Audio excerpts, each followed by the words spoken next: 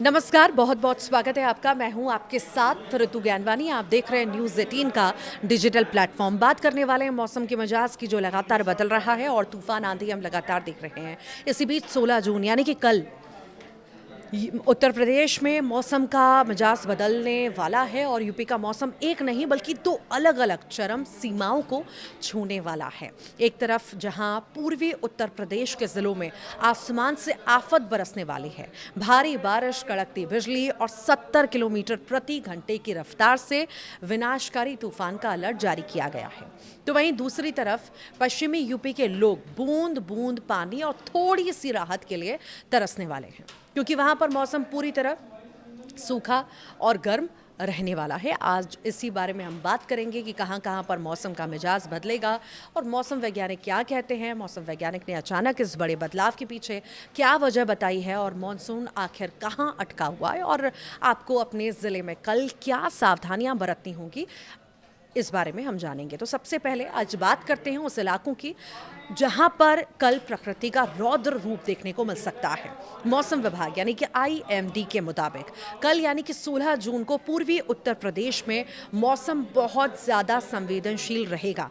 तेज रफ्तार तूफान, पूर्वी जिलों में हवाएं और आम गति से नहीं बल्कि 70 किलोमीटर प्रति घंटे की तूफानी रफ्तार से चलेंगे। इतनी तेज हवाएं कच्चे मकानों, पेड़ों और बिजली के खंभों को भारी नुकसान ये पहुंचा सकती है। गरज चमक के साथ बारिश, धूल भरी आंधी के साथ ही आसमान में घने काले बादल छाएंगे और कई इलाकों में गरज चमक के साथ झमाझम बारिश होने वाली है। आकाशीय बिजली का खतरा लगातार बना हुआ है। पिछले कुछ दिनों में यूपी के अलग अलग हिस्सों में बिजली गिरने से जान माल का नुकसान भी हुआ है।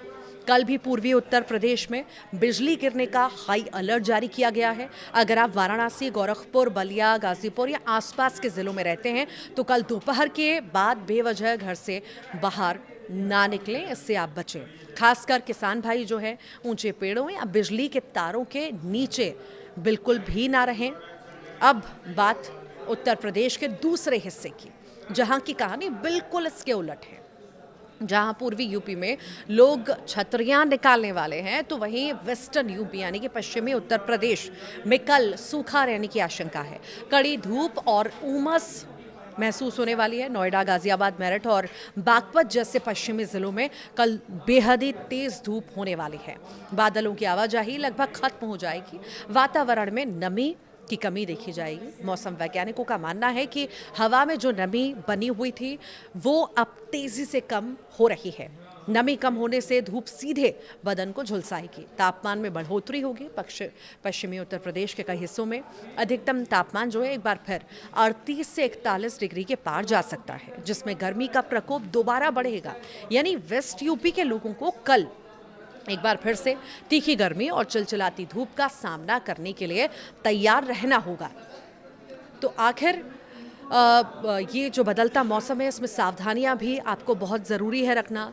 और एक ही राज्य में ऐसा दोहरा मौसम आखिर क्यों देखने को मिल रहा है, इसके पीछे भी वैज्ञानिक जो है कई सारे कारण मानते हैं। बहुत ही सटीक भौगोलिक और मौसमी कारण इसके पीछे बताए जा रहे हैं। कमज़ोर पड़ता सिस्टम बताया जा रहा है और पिछले कुछ दिनों से पाकिस्तान से लेकर जो है सीधे बांग्लादेश तक एक लो प्रेशर एरिया यानी हवा के कम दबाव का सिस्टम बना हुआ था।